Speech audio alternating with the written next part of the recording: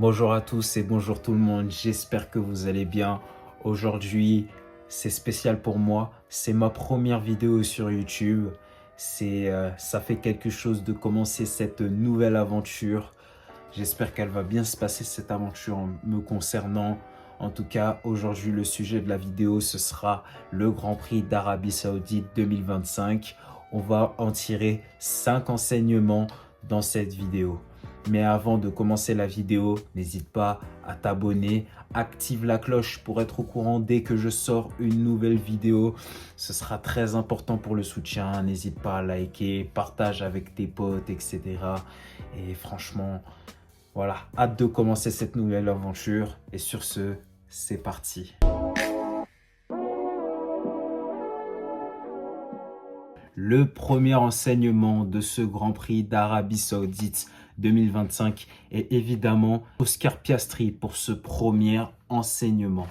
Piastri a réalisé une course solide, pleine de sérénité, qui est vraiment incroyable. Quand on sait que c'est sa 3e saison en Formule 1, le mec, il est d'un calme, c'est fou.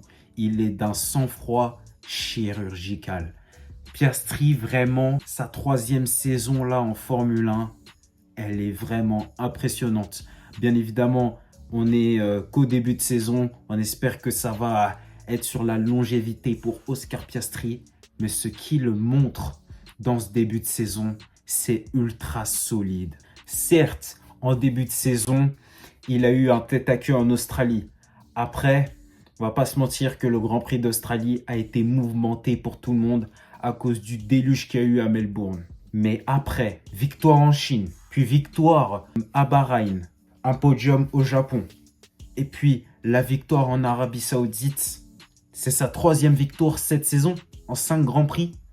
Il est en tête du championnat maintenant avec 10 points d'avance sur son coéquipier Lando Norris. D'ailleurs, Lando Norris, ce sera un des enseignements dans cette vidéo. Mais ce que fait Piastri, c'est fort. C'est un talent. Faut rappeler, il était arrivé en 2020, on a commencé à le connaître. 2020, Formule 3, il était avec Théo Pourchaire et j'en passe, etc. Dès sa première saison, il remporte le titre de Formule 3. Puis après, en F2, en 2021, dès sa première saison, il remporte la Formule 2. Certes, il a été sur le banc de touche en 2022. C'est vrai qu'en 2022, tout le monde pensait qu'il était chez Alpine, car Alpine avait fait l'annonce. Mais tout le monde se rappelle de ce fameux tweet où il dit mais en fait, il n'avait pas signé de contrat avec Alpine. Et au final, il part chez McLaren. On se disait, vu le début de saison 2023 de McLaren, ouais, il n'a pas fait le bon choix parce qu'Alpine était devant justement. Mais après, dès que McLaren a sorti les améliorations en Autriche en 2023, ça a tout changé. Ces évolutions en Autriche en 2023 ont été absolument démoniaques. Et on fait passer McLaren de l'une des dernières forces du plateau à la seconde force du plateau, clairement, dans cette seconde partie de saison 2023. Puis après 2024, ça a continué la confirmation. Gros rythme de la McLaren qui a terminé champion constructeur justement l'année dernière en 2024 et c'était mérité. Et là, avec son pilote Oscar Piastri, avec la voiture qu'ils ont McLaren, Oscar Piastri, il s'amuse dans cette McLaren. Très très belle victoire de Piastri, c'est fort.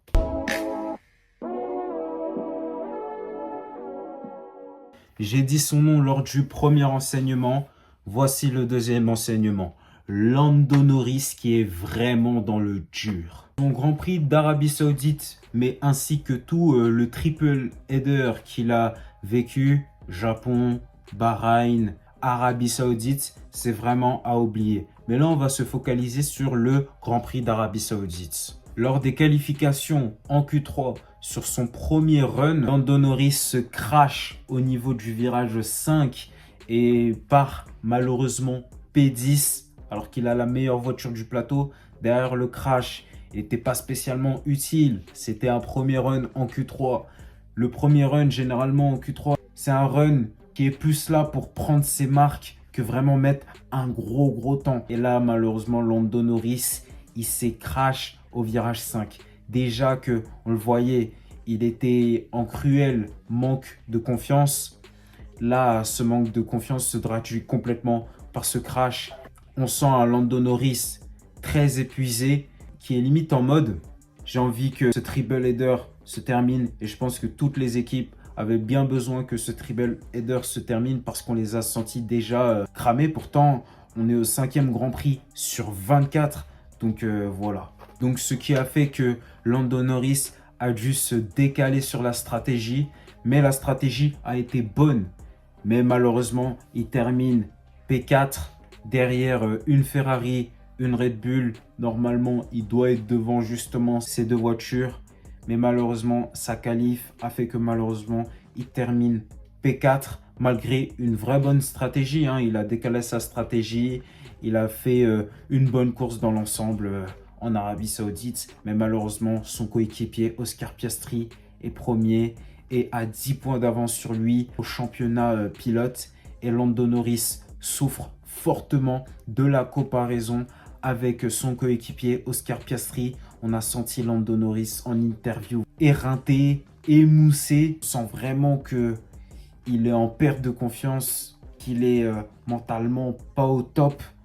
Et il faut qu'il se ressaisisse s'il veut gagner ce championnat pilote avec McLaren. Parce que sinon, il risque, si lui n'est pas performant, mais que Oscar Piastri, lui de son côté, continue à être performant, à être constant, il peut se retrouver à être le lieutenant Oscar Piastri. Je tiens à signaler, dans cette équipe McLaren, il n'y a pas de numéro 1, numéro 2. Zak Brown l'a dit, il y a 2 numéros 1. Mais à force de voir ce qu'on voit actuellement, il y a des grosses chances que si ça continue, Oscar Piastri devient le numéro 1 et Lando Norris devient le numéro 2. Et ce serait terrible pour Lando Norris.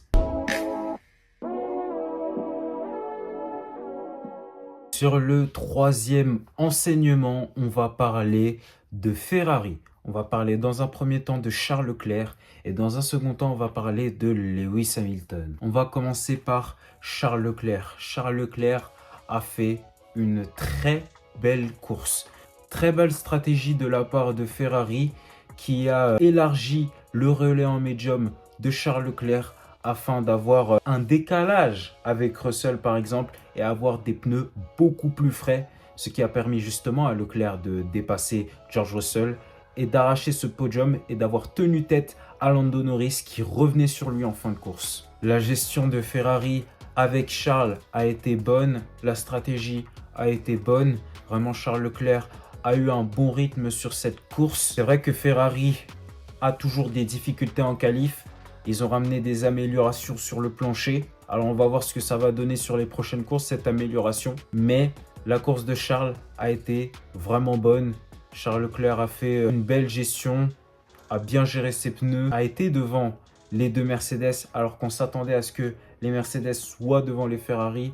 Là pour le coup, Charles Leclerc a été devant les deux Mercedes. Il a mérité son podium et ça fait vraiment plaisir pour lui. On va voir ce que ça va donner pour la suite. C'est vrai que pour l'instant, dans la comparaison avec Hamilton, son nouveau coéquipier, Charles Leclerc est devant. On va voir si ça va tenir sur la longévité durant cette saison 2025. Maintenant, on va parler de son coéquipier, Lewis Hamilton. Lewis Hamilton qui n'a pas eu un week-end facile en Arabie Saoudite, qui a toujours du mal encore à comprendre la Ferrari, qui a toujours du mal pour l'instant à bien s'adapter à sa monoplace. C'est vrai que Lewis Hamilton préfère les voitures ancrées au sol.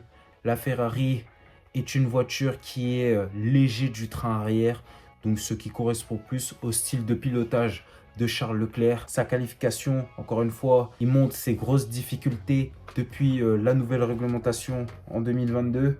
Hamilton P7 derrière une Williams, celle de Carlos Sainz, qui l'a remplacé justement chez Ferrari, et derrière Antonelli qui est son remplaçant chez Mercedes. C'est pas facile les qualifications pour Lewis Hamilton.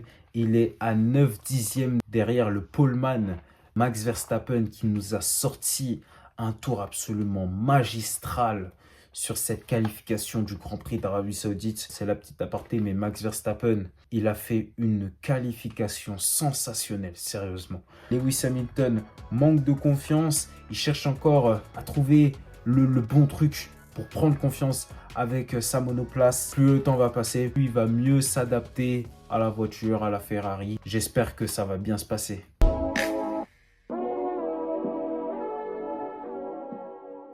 On va parler du quatrième enseignement et ce quatrième enseignement concerne Mercedes. Mercedes qui n'a pas fait une excellente course. Pourtant la qualif, elle était bonne. Ça démarrait à la 3e place pour George Russell et à la 5e place pour Andrea Kimi Antonelli. D'ailleurs, Andrea Kimi Antonelli, oh j'adore. Il est très mature. Il est vraiment propre, ce pilote Andrea Kimi Antonelli. Pourtant, il est très très jeune. Mais il fait preuve de beaucoup de maturité pour le gamin que c'est.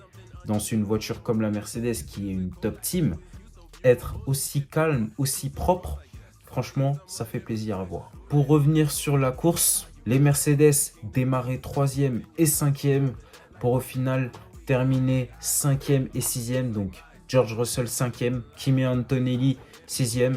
C'est vrai que les Mercedes, comme j'ai dit, ils n'étaient pas dans le rythme. Ils dégradaient énormément les pneumatiques. Ça a été pas simple pour eux. Certes, ils étaient dans leur petit coin, mais ça n'a pas été simple. Pour moi, la Mercedes, c'était la 3e, 4e force de ce plateau. C'est une des déceptions de ce Grand Prix d'Arabie Saoudite, Mercedes, malheureusement. On va voir ce que ça va donner avec les améliorations qui vont arriver pour Imola. On espère que ces améliorations vont être bénéfiques pour cette W16. George Russell termine à 27 secondes de la tête de course à la fin. Et Antonelli termine à 34 secondes de la tête de course. Donc voilà, ça n'a pas été une course incroyable de la part de Mercedes.